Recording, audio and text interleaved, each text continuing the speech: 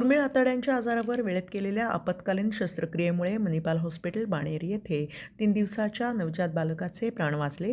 वेळीच निदान व आपत्कालीन शस्त्रक्रियेमुळे आतड्यांना बसलेल्या जीवघेण्या पिळ्यातून नवजात बालकाला जीवदान मिळाले. नमस्कार.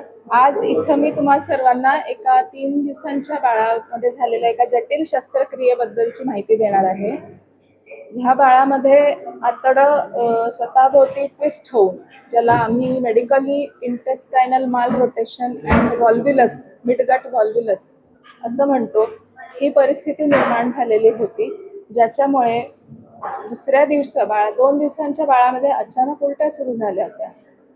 ह्याचं इव्हॅल्युएशन केल्यावरती, सोनोग्राफी आणि एक्सरेनी तपासल्यावरती त्याच्यात हे आतडं ट्विस्ट झालेलं लक्षात येताच आम्ही तातडीची शस्त्रक्रिया केली आणि अर्जंट ह्या प्रकारासाठी सर्जिकली त्याला करेक्शन करून त्याच्यातला पीळ सोडवला आणि आतड्याची रचना परत अशी केली जेणेकरून असा पीळ परत बसू नये.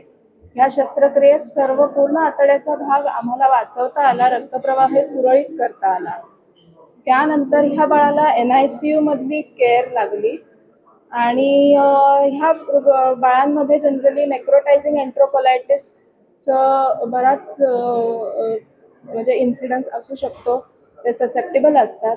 अनफॉर्च्युनेटली ह्या बाळामध्ये तसं त्याची नेक्रोटायझिंग एन्ट्रोकोलायटिसची पण अवस्था निर्माण झाली आणि त्या परिस्थितीत त्याला छोट्या आतड्यात एक छोटं परफोरेशन म्हणतो, आतड्यात भोक पडलं आणि त्याच्यासाठी त्याला दुसरी शस्त्रक्रिया लागली, ज्यात थोडासा भाग जो परफोरेशनचा होता तो काढून आतड्याला नवीन जोड देण्यात आला.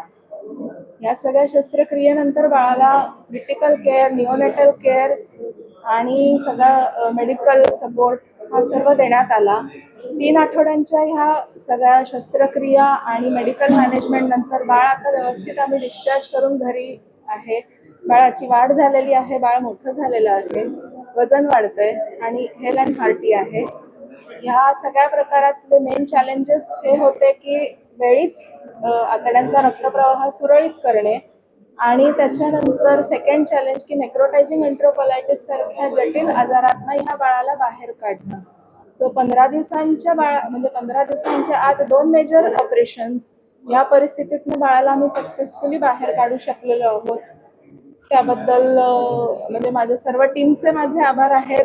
आनंद मोटे सरांचे आभार, कारण की ही सगळी फॅसिलिटी इन्फ्रास्ट्रक्चर दिलेलं आहे आणि पूर्ण मणिपाल हॉस्पिटल बाणेरमध्ये आमच्याकडे ह्या सर्व प्रकारच्या परिस्थिती हँडल करण्यासाठी paediatrician, निओनेटॉलॉजिस्ट, radiology, anaesthesia team, OT टीमचा अत्यंत मोलाचा सहभाग आणि सपोर्ट राहिल्यामुळे आम्हाला हे यशस्वीपणे सर्व पार पाडता आलेलं आहे.